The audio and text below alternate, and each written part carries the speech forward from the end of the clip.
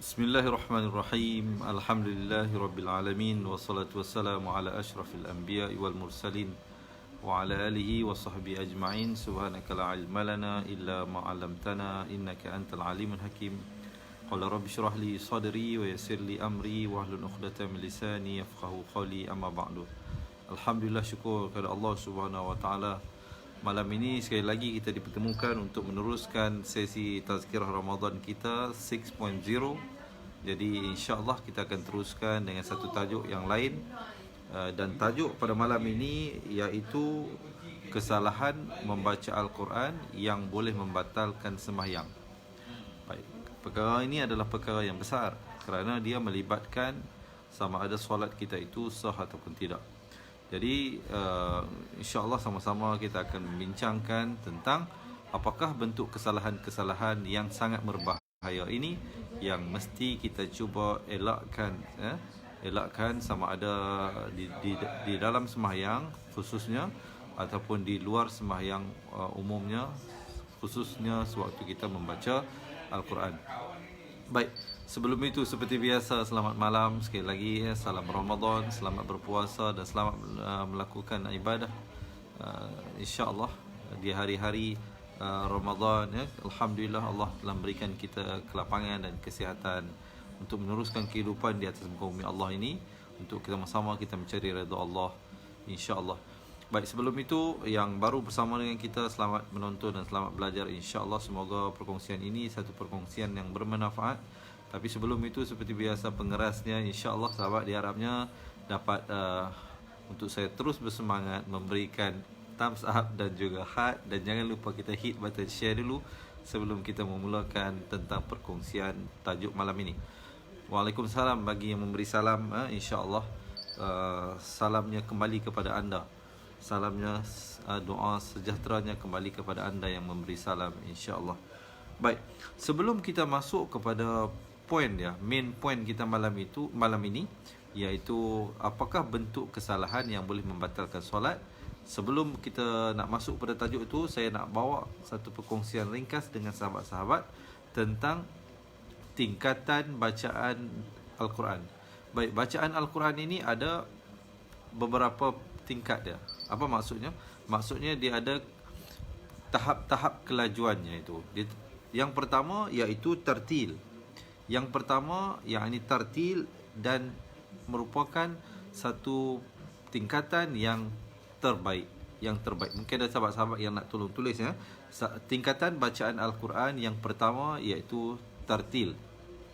Baik, bacaannya bagaimana? Iaitu tartil ini point ya. Mungkin ada sahabat-sahabat teman-teman yang nak tolong tulis ya. Bacaan yang perlahan-lahan, tenang dengan melafazkan setiap huruf dari makhrajnya. Itu yang dimaksud dengan tertib. Serta tepat dari segi hukum-hukum tajwid. Saya ulang sekali lagi. Poin ini sangat penting. Apa itu tartil? Tartil ialah membaca dengan perlahan-lahan, melafazkan setiap huruf dan kalimah dengan tepat tajwid. Baik. Dan sempurna, serta merenung makna-maknanya dan hukum-hukum yang terdapat pada ayat tersebut. Tingkatan bacaan ini biasanya dibacakan di dalam solat dan sebagainya. Dan ia merupakan tingkatan bacaan yang paling baik. Ini bersandarkan kepada firman Allah Subhanahu wa taala, warattilil Qur'ana tartila. Bacalah Al-Quran itu dengan tartil. Itu tingkatan yang pertama. Mungkin ada teman-teman yang dah tulis ya poin tersebut. Terima kasih saya ucapkan. Semoga Allah merahmati mereka yang tolong tulis ya, sebagai rujukan. Mungkin teman-teman kita, sebab sekejap lagi kita akan bicara tentang tajuk perkara-perkara yang lain. Mungkin sahabat-sahabat dan teman-teman yang join lewat sikit, mereka dapat mengikuti apakah yang telah mereka tertinggal. Baik. Yang kedua, tingkatan bacaan Al-Quran yang kedua iaitu tahqiq. Apa itu tahqiq? Mungkin ada teman-teman yang nak tolong tulis huraian ataupun definisi tahqiq itu sendiri, yakni bacaan seperti tartil, cumanya dia lebih lambat sedikit saja. Dia sama macam tartil, cuma lambat sikit. Contohnya, kalau bacaan tartil Bismillahirrahmanirrahim, tapi tahqiq ini dia lebih tekan lagi kepada huruf. Bismillahirrahmanirrahim. Dia lebih perlahan sedikit lagi daripada tartil. Ia sepertinya membetulkan huruf daripada makhrajnya dan menetapkan kadar bacaan harakatnya itu. Bismillahirrahmanirrahim. Satu-satu. Kalau tartil dia laju sedikit saja lagi. Bismillahirrahmanirrahim. Baik. Jelas diharapnya. Dan bacaan ini dia tujuannya apa? Untuk melatih lidah kita. Melatih lidah kita untuk mengenal pasti di mana makhraj-makhraj huruf tersebut. Di mana? Contohnya, satu mungkin saya nak kongsikan satu tip pada sahabat-sahabat macam mana nak mengenal pasti tempat keluar huruf. Antara kita tahu huruf hijaiyah ni bermula daripada alif, ba, ta sampailah ya tersebut. Ada 28 huruf. Jadi setiap 28 itu mempunyai tempat keluar yang berbeza. Cara untuk kita mengenal pasti makhraj huruf adalah, mungkin ada teman-teman nak tolong tulis poin yang saya nak bagi tahu ini, iaitu kita meletakkan huruf yang berbaris di awal. Contohnya saya galakkan letak huruf hamzah. Letak huruf hamzah di depan, berikan baris atas, kemudian matikan ataupun sukunkan huruf yang kita nak cari makhrajnya itu. Contohnya kita nak cari makhraj huruf ha pedas. Jadi kita letak hamzah di depan, kita berikan baris fathah, kemudian kita matikan huruf ha itu. Contohnya jadi kita tahu ha makhrajnya di sini. Ataupun kita nak cari makhraj huruf ghain. Ghain au, kita berikan hamzah baris atas au. Ataupun kita nak cari makhraj huruf ba. Jadi kita matikan huruf ba tu. Jadi ab. Jadi kita tahu makhraj ba di mulut, di bibir. Begitu juga mim, am. Jadi kita tahu mim itu di bibir. Manakala contohnya huruf waw, au. Jadi kita tahu makhrajnya itu di rongga. Ya? Ada 5 tempat keluar huruf. Mungkin ada teman-teman yang nak tolong tulis 5 tempat keluar huruf ini. Antaranya pertama khayshum, hidung. Ya? Itu yang pertama. Keduanya daripada bibir. Ketiganya daripada lidah. Keempatnya daripada kerongkong. Dan kelimanya daripada rongga. Bermula daripada rongga mula ni sampailah rongga bawah ini. Keseluruhan itu. Jadi itulah 5. InsyaAllah pada perkongsian lain saya akan huraikan satu persatu apakah huruf-huruf yang keluar pada setiap makhraj tersebut. Yang di hidungnya huruf apa, bibirnya huruf apa, lidahnya huruf apa, kerongkongnya huruf apa, dan rongganya huruf apa. InsyaAllah pada sesi yang lain saya akan buat huraian. Kerana tajuk kita malam ini adalah tajuk yang lain. Kebetulan kita bicarakan tentang tingkat bacaan Al-Quran. Ya, yang pertama saya ulangkan tadi, tartil seperti mana bacaan biasa di dalam solat. Kemudian tahqiq, bacaan yang sedikit perlahan untuk lebih menjelaskan lagi makhrajnya. Dan yang ketiga, mungkin ada teman-teman yang nak tolong tulis tingkatan yang ketiga ini. Terima kasih. Walaupun yang tak larat nak tulis, tak ada masalah, tak apa, insya-Allah boleh dengar. Diharapnya dapat manfaat daripada menonton video ini. Kalau ada yang nak tolong tulis itu alhamdulillah, kalau tak tulis pun tidaklah menjadi orang kata apa, masalah ya. InsyaAllah mungkin ada teman-teman yang lain mungkin tolong tuliskan. Baik, yang ketiganya. Yang ketiga, level tingkatan bacaan yang ketiga iaitu hadar. Hadar itu apa? Bacaan yang cepat. Bacaan yang cepat serta memelihara hukum-hukum tajwid. Dia cepat sikit. Khususnya selalunya dibaca oleh orang-orang yang hafaz Al-Quran. Contohnya seorang yang hafiz Al-Quran, dia menghafal Al-Quran, dia nak buat murajaah. Dia nak buat orang kata apa? Tikrar, pengulangan. Jadi dia baca cepat. Kalaulah dia baca kadar tahqiq, Bismillahirrahmanirrahim, lambatlah habisnya. Jadi dia baca Bismillahirrahmanirrahim, tetapi masih lagi dia punya masih lagi menjaga hukum-hukum tajwid. Walaupun cepat, jangan sampai kita langgar tajwid. Ramai kadang-kadang saya dengar melakukan kesilapan pada harakat. Contohnya Bismillahirrahmanirrahim, Bismillahirrahmanirrahim, itu salah.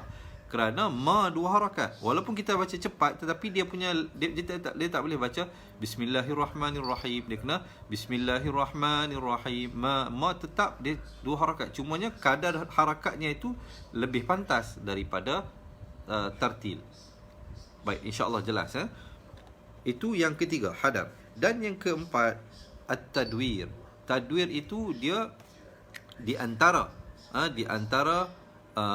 tartil dan juga hadar. Maksudnya tidak terlalu laju dan tidak terlalu cepat. Jadi kalau sahabat-sahabat baca Al-Quran, mana-mana tingkatan bacaan ini, keempat-empatnya, kesemuanya adalah betul.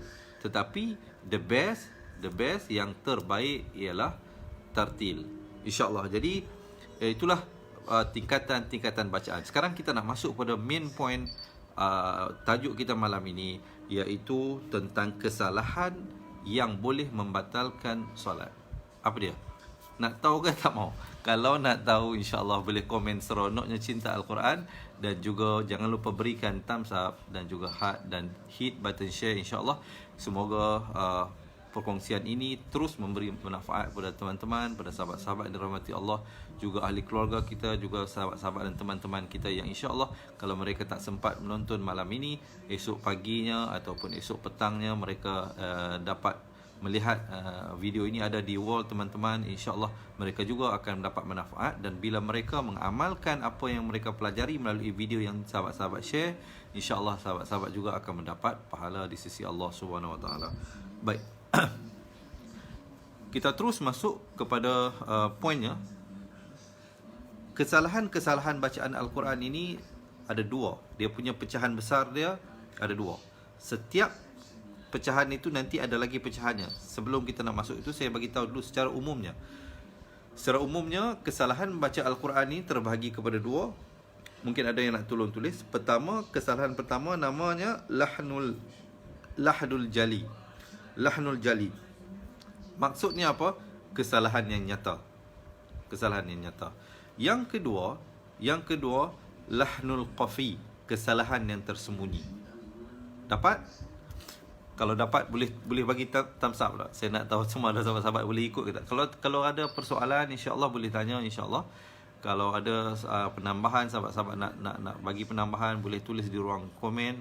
Dan juga yang baru bersama kita, jangan lupa hit button share dulu. Kita kongsikan dengan teman-teman dan ahli keluarga kita. Baik, sekarang saya nak masuk kepada huraian yang pertama, kesalahan jali dulu. Kesalahan yang nyata itu. Kesalahan yang nyata. Kesalahan yang nyata ini, dia dapat dikenal pasti oleh semua orang. Sama ada ustaz baik, ustazah baik, maksudnya guru Al-Quran, ataupun mereka yang orang awam. Mereka dapat mengenal pasti kesalahan tersebut. Kerana dia nyata. Apakah bentuk kesalahan ini? Bentuk kesalahannya yang pertama. Okey, ini pecahan kepada poin kesalahan lahnul jali, kesalahan yang nyata. Pertama, kesalahan mana? Kesalahan ini seperti contohnya tertukar baris. Mungkin ada teman-teman yang nak tolong tulis. Contoh kesalahan jali, contoh kesalahan nyata adalah tertukar baris. Hukumnya haram. Hukumnya haram dan boleh membatalkan solat. Kalau sahabat-sahabat buat kesalahan ini, solat kita batal. Contohnya, alhamdulillah, kita baca alhamdulillah. Contohnya pada surah Fatihah kan kita baca alhamdulillahi rabbil alamin, tapi instead of that kita baca alhamdulillahi rabbil alamin. Kesalahan baris. Ataupun contoh yang lain, siratal ladzina an'amtu alaihim.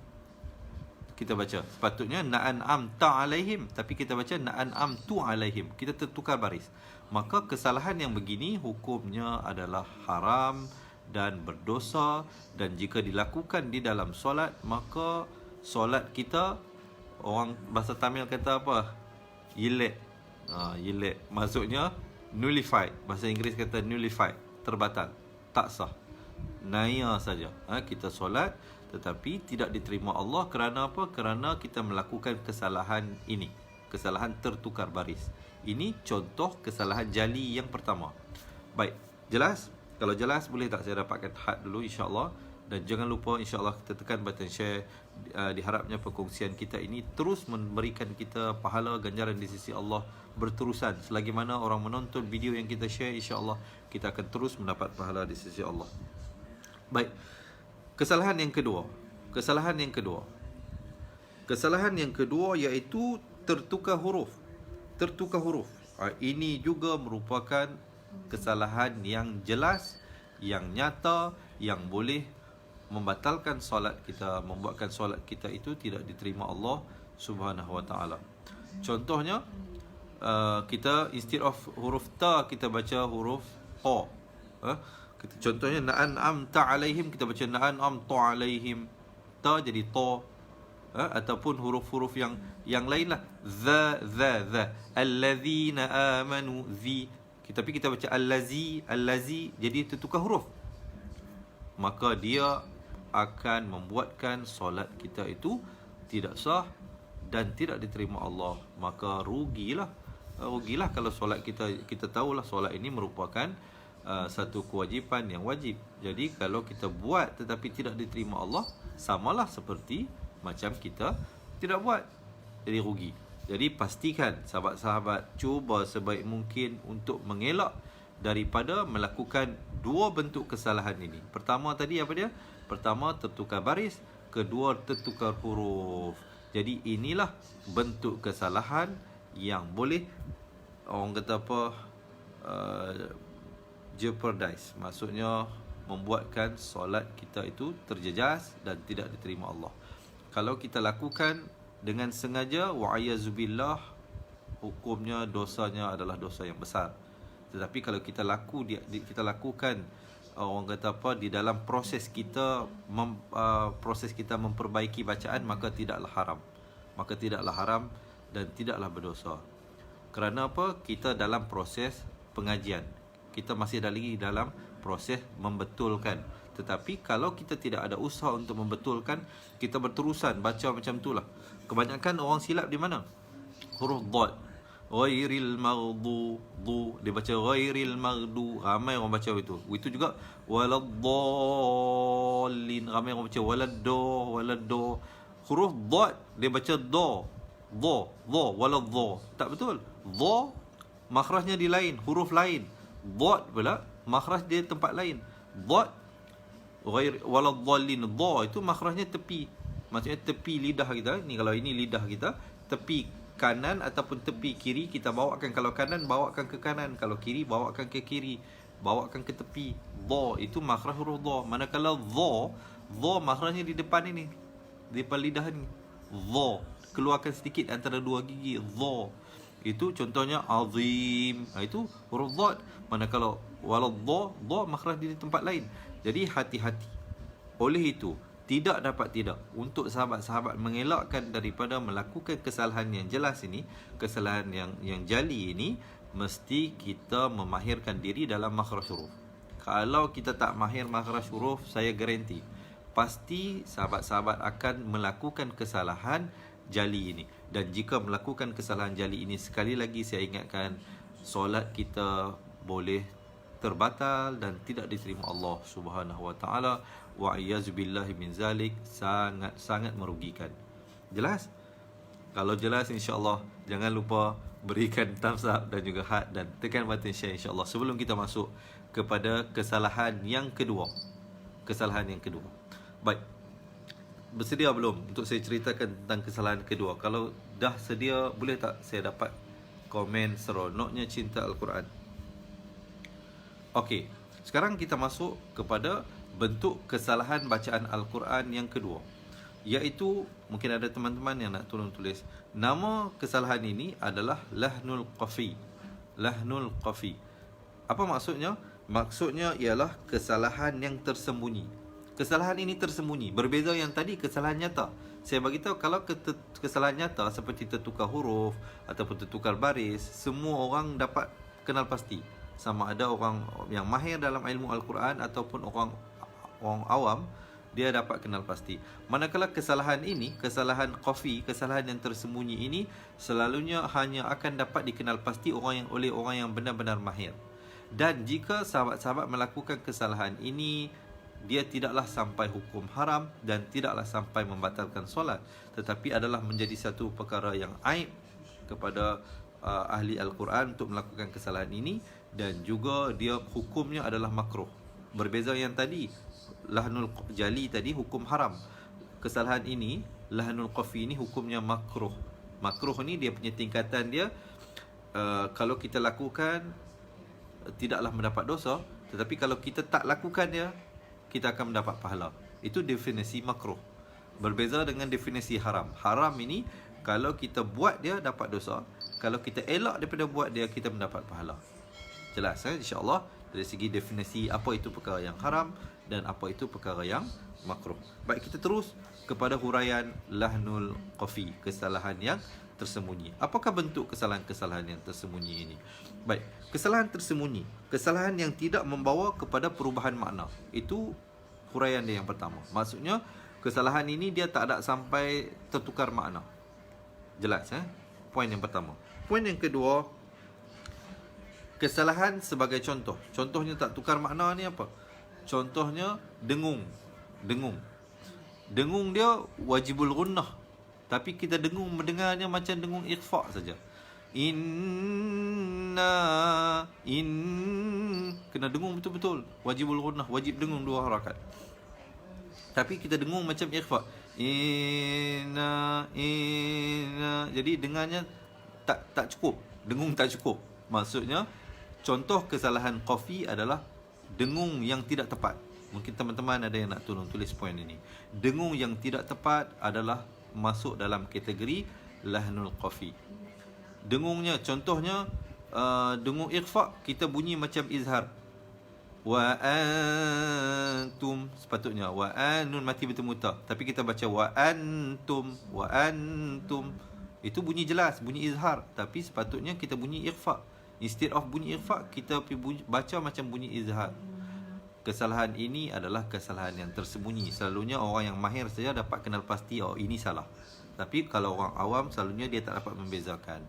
Ianya tidaklah sampai haram, tetapi hukumnya masih lagi agak berat, iaitu makruh. Makruh ini maksudnya kalau kita buat tidaklah sampai dapat dosa, tetapi mengelakkannya ianya mendapatkan pahala dari sisi Allah Subhanahu Wa Taala. Jelas? Mungkin kita boleh teruskan. Kalau nak saya teruskan, insya-Allah berikan saya heart, insya-Allah, dan juga thumbs up. Dan jangan lupa yang baru pertama kali bersama dengan kita dan juga yang dah bersama kita daripada awal yang belum lagi menekan button share, insya-Allah diharap sahabat-sahabat dapat menekan button share dan dirahmati Allah Subhanahu Wa Taala dengan diberikan ganjaran pahala yang berlipat ganda. Orang lain dapat tonton daripada perkongsian yang sahabat-sahabat lakukan, insya-Allah sahabat-sahabat juga akan terus mendapat pahala di sisi Allah Subhanahu Wa Taala. Baik, kesalahan yang ini tidaklah sampai merosakkan sembahyang. Maksudnya kalau kita lakukan dalam sembahyang, dia tak sampai menjejaskan sama ada solat kita itu terbatal ataupun tidak. Ya. Demikian pembaca-pembaca Al-Quran mestilah cuba sebaik mungkin meninggalkan kesalahan ini. Jangan sampai kita melakukan kesalahan ini. Hukumnya adalah makruh dan aib di sisi ahli Al-Quran, kerana bacaan demikian akan melenyapkan kesinaran Al-Quran itu, akan melenyapkan keindahan Al-Quran itu. Sepatutnya bunyinya inna, kita bunyi inna, jadi bunyi dia tak ngam lah, dia tak cantik lah jadinya. Jadi dia akan hilangkan kesedapan untuk membaca dan kesedapan bagi yang mendengar Al-Quran itu sendiri. Baik, itu yang pertama. Contoh yang kedua, lahnul qafi ini apa? Panjang. Contohnya harakat lah, maksud saya. Mungkin ada yang nak tolong tulis harakat. Sepatutnya dibaca 6 harakat. Waladdallin. Tapi kita baca 4 harakat saja ataupun 5 harakat saja, tak cukup.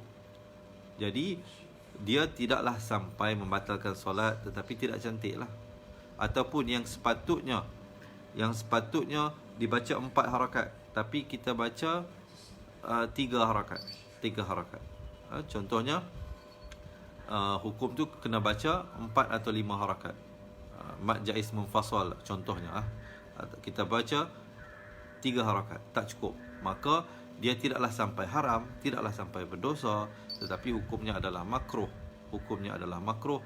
Sebaiknya kita elakkan. Ya, ia dinamakan kesalahan-kesalahan tersembunyi kerana ianya hanya dapat dikenal pasti oleh orang yang benar-benar mahir saja. Jadi kalau kita baca depan guru Al-Quran, mungkin dia akan beritahu lah, ini tak cukup harakat ini, ini tak cukup dengung ini, ini dengung ini tak boleh dengung ini, ya, bagainya. Dia akan berikan huraian-huraian tersebut.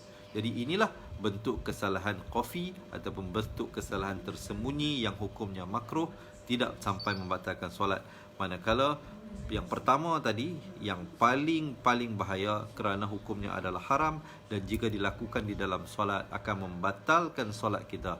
Kesalahan tersebut, saya ulang sekali lagi, jangan sampai tertukar baris, jangan sampai tertukar huruf. Jadi oleh itu, untuk kita mengelakkan daripada melakukan kesalahan tersebut, kena betul-betul mahir dalam ilmu makharijul huruf, tempat keluar huruf. Jadi insya-Allah di ruangan yang lain saya akan buat perkongsian tentang makhraj huruf, sama-sama kita perbaiki. Biasalah, kita tahu kita ni bukannya orang Arab, orang Melayu, tetapi ala kulli hal jangan kita jadikan ia sebagai alasan kerana untuk tidak membetulkan bacaan kita. Ingatlah bahawasanya Al-Quran inilah yang akan menjadi peneman kita bukan sahaja di dunia, dia akan menjadi peneman kita di alam kubur, dia akan menjadi peneman dan memberi syafaat kepada kita di hari akhirat kelak insya-Allah. Jadi oleh itu jagalah dia sebaik mungkin. Inilah satu orang kata apa, legacy, satu peninggalan oleh baginda Rasul sallallahu alaihi wasallam kepada kita. Tidak ada yang lain. Nabi tinggalkan kepada kita dua perkara saja. Taraktu fikum amrain lan tadhillu abadan idza tamassaktum bihima, atau kama qala Nabi sallallahu alaihi wasallam ila akhir hadis. Maksudnya, aku tinggalkan kepada kamu dua. Pertamanya kitab Allah, yakni Al-Quran. Keduanya sunnatun Nabi, iaitu hadis Rasul sallallahu alaihi wasallam. Genggamlah, peganglah, jagalah sebaik mungkin, insya-Allah mereka, yakni Al-Quran dan juga Nabi, insya-Allah akan berikan syafaat di hari akhirat kelak. Yang boleh bagi syafaat kepada kita dua, Nabi dan juga Al-Quran. Jadi kita jaga insya-Allah Al-Quran, Al-Quran akan jaga kita. Jadi harapnya sahabat-sahabat mendapat sedikit manfaat daripada perkongsian yang saya kongsikan ringkas malam ini, insya-Allah. Sekali lagi, yang belum lagi menekan button share, kita boleh tekan button share. Yang mana yang nak baiki bacaan Al-Quran, jangan lupa setiap hari di page Fatihah, di page Facebook Fatihah, kita buat live setiap hari 3 kali satu hari. 9 pagi, ini jadual untuk bulan Ramadan, 9 pagi, 3 petang dan juga 10.30 malam. InsyaAllah boleh ikuti secara percuma saja kita berikan. InsyaAllah. Yang mana yang nak go into detail, go into basic, boleh join jadi ahli cepat Quran. InsyaAllah boleh layari www.cepatquran.com untuk ketahui lanjut bagaimana nak belajar mengaji daripada asas, insyaAllah. Jadi diharapnya teman-teman mendapat manfaat daripada perkongsian. Saya mohon maaf sekali lagi jika ada sebarang kesalahan tutur dan kata. Sebelum saya berakhir, saya nak ajak sahabat-sahabat, marilah sama-sama kita mengambil kesempatan ini untuk kita mendapatkan pahala khatam Al-Quran bersama-sama. Boleh tak boleh? InsyaAllah. Nabi kata apa dalam mafhum satu hadis? 1 kali baca surah Al-Ikhlas bersamaan dengan 1/3 Al-Quran. Artinya apa? Kalau kita baca 3 kali surah Al-Ikhlas, yakni Qul huwallahu ahad, kita akan mendapat pahala khatam Al-Quran. Subhanallah, Masya Allah. Allah ini maha pemurah lagi maha pengasihani. Baca 3 kali surah Al-Ikhlas saja dapat pahala khatam Al-Quran dah. Jadi siapa yang tak buat, rugilah. Jadi insya-Allah saya nak ajak sahabat-sahabat, sebelum kita berakhir, sama-sama kita baca surah Al-Ikhlas 3 kali. Sama-sama. Bismillahirrahmanirrahim. Bismillahirrahmanirrahim. Qul huwallahu ahad, Allahus samad, lam yalid wa lam yulad wa lam yakul lahu kufuwan ahad. Bismillahirrahmanirrahim. Qul huwallahu ahad, Allahus samad, lam yalid wa lam yulad wa lam yakul lahu kufuwan ahad. Bismillahirrahmanirrahim. Qul huwallahu ahad, Allahus samad, lam yalid wa lam yulad wa lam yakul lahu kufuwan ahad. Sadaqallahul azim. Jadi tahniah, alhamdulillah sahabat-sahabat telah mendapat pahala khatam Al-Quran baru sebentar tadi bersama dengan kita, insya-Allah. Kita teruskan, jangan tinggalkan setiap malam sekurang-kurangnya ataupun setiap hari sekurang-kurangnya 3 kali baca surah Al-Ikhlas bagi mendapatkan pahala khatam Al-Quran. Sebelum kita berakhir, insya-Allah saya nak mengajak sama-sama sahabat-sahabat kita berdoa ringkas insya-Allah. Bismillahirrahmanirrahim. Alhamdulillahirabbil alamin wassalatu wassalamu ala asyrafil anbiya'i wal mursalin wa ala alihi washabihi ajma'in. Allahumma innaka 'afuwun karimun tuhibbul 'afwa fa'fu 'anna. Allahumma ighfir lana dhunubana wa liwalidina warhamhum kama rabbana shighara wa li jami'il muslimina wal muslimat wal mu'minina wal mu'minat al-ahya'i minhum wal amwat. Ya Allah, Tuhan kami, Engkau lah yang Maha Pengampun lagi Maha Pengasihani. Ampunkanlah dosa kami ya Allah, yang kecil maupun yang besar, yang sengaja maupun yang tak disengajakan ya Allah. Semuanya Engkau Maha Pengampun lagi Maha Pengasihani. Ya Allah, rahmatilah kedua ibu bapa kami ya Allah, seperti mana mereka merahmati kami di usia kecil kami, khususnya ibu kami yang telah melalui keperitan dan kesakitan dan kepayahan mengandungkan kami, dan juga telah bersusah payah mengalami kesakitan dalam melahirkan kami, dan juga bersusah payah menyusu dan membesarkan kami. Ampunkanlah juga ya Allah dosa ayah kami yang bekerja, berusaha membesarkan dan memenuhi keperluan kami sekeluarga. Ya Allah, Tuhan kami, ampunkanlah juga dosa guru-guru kami, ahli keluarga, teman-teman dan sahabat-sahabat kami ya Allah. Ya Allah, terimalah amal puasa yang kami lakukan padamu ya Allah. Terimalah segala amal ibadah, terimalah solat, zakat dan juga segala ibadah yang kami lakukan hanya kepadamu ya Allah. Kepada Engkau lah kami menyerah ya Allah, dan kepadamu lah ya Allah kami mohon pertolongan. Ya Allah, Tuhan kami, kurniakanlah kami kebaikan di dunia dan kebaikan di akhirat. Jika ada di kalangan kami yang sedang menanggung kesakitan, berikanlah kesembuhan-Mu ya Allah. Jika ada di kalangan kami yang dibebani dengan hutang, bebaskanlah kami daripada belenggu tersebut. Rabbana atina fid dunya hasanah wa fil akhirati hasanah wa qina azabannar. Ya Allah, jauhkanlah kami, keluarga kami dan juga negara kami daripada wabak COVID-19 ini ya Allah. Hanya Engkau lah yang Maha berkuasa di atas segala sesuatu. Rabbana atina fid dunya hasanah wa fil akhirati hasanah wa qina azabannar. Wa sallallahu ala sayyidina Muhammadin wa ala alihi washabihi ajma'in. Walhamdulillahi rabbil alamin. Amin amin ya rabbal alamin. Jadi insya-Allah kita bertemu lagi di ruangan yang akan datang. Semoga Allah memberikan kesihatan kepada saya dan memanjangkan umur saya untuk saya terus berkongsi manfaat dengan sahabat-sahabat. Semoga hidup kita menjadi insan yang bermanfaat. Yang baik itu daripada Allah, yang kurang dan silap itu dari kelemahan diri saya sendiri. Aku liqauli hadza astaghfirullahalazim li wa lakum. Assalamualaikum warahmatullahi wabarakatuh. Ingat mengaji Al-Quran, ingat cepat Quran. Terima kasih.